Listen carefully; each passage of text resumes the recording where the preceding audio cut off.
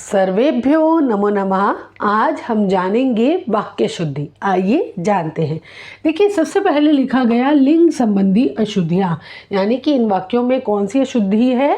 लिंग संबंधी। अब लिंग संबंधी यानी कि वाक्य में कर्ता जो है वो पुल्लिंग है, सर्वनाम शब्द हमने स्त्रीलिंग लगा दिया, या फिर इसका उल्टा कि वाक्य में कर्ता स्त्रीलिंग शब्द है, वहीं सर्वनाम हमने पुल्लिंग लगा दिया। तो इस प्रकार की अशुद्धियों को लिंग संबंधी अशुद्धियाँ कहते हैं। उदाहरण से समझेंगे। सह बालिका पठती। अब ये देखिए, बालिका कैसा शब्द है? स्त्रीलिंग शब्द है, और स्त्रीलिंग शब्द के साथ आप कैसा सर्वनाम प्रयोग देख रहे हैं यहाँ पे? सह।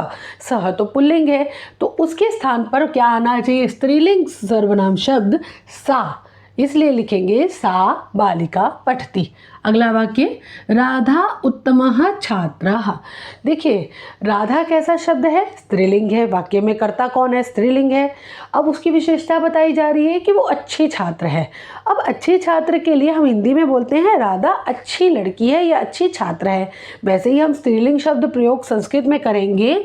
उत्तमः छात्रः तो पुल्लिंग के लिए है, स्त्रीलिंग में हो जाएगा उत्तमा छात्रा। ते बालकौ क्रीडतः। अब ते बालकौ क्रीडतः में देखेंगे, बालकौ कैसा शब्द है? पुल्लिंग। पुल्लिंग में भी कौन सा? द्विवचन का शब्द है।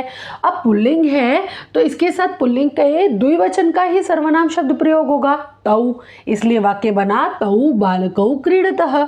अगला है, ताहा पुष्पाणि सन्ति। अब आपको पता है कि पुष्पाणि यानी कि एक पुष्प की बात नहीं हो रही, बहुवचन की बात हो रही है। और पुष्पाणि कैसा शब्द है? नपुंसकलिंग है। तो नपुंसकलिंग के सर्वनाम क्या थे? तत्, ते, तानी। तानी यानी कि बहुवचन के लिए, और यहाँ भी कैसा वाक्य है? बहुवचन का, इसलिए प्रयोग होगा तानी। सह देवता अस्ति। अब देवता शब्द जो है वो स्त्रीलिंग शब्द है, इसीलिए प्रयोग होगा सा देवता अस्ति। चतस्रः बालकाः सन्ति में बालकाः कैसा है? बहुवचन में है, और कैसा शब्द है? पुल्लिंग है। पुल्लिंग के लिए पुल्लिंग की ही संख्यावाची शब्द प्रयोग होगा चत्वारः। अगर यहाँ बालिकाः होता तो चतस्रः ठीक था, लेकिन यहाँ बालका है यानी पुल्लिंग शब्द है, इसीलिए चत्वारः का प्रयोग होगा। द्वे छात्रौ स्तः। अब छात्रौ कैसा है? द्विवचन का शब्द, और कौन सा? पुल्लिंग का, इसलिए प्रयोग करेंगे द्वौ छात्रौ स्तः। धन्यवाद।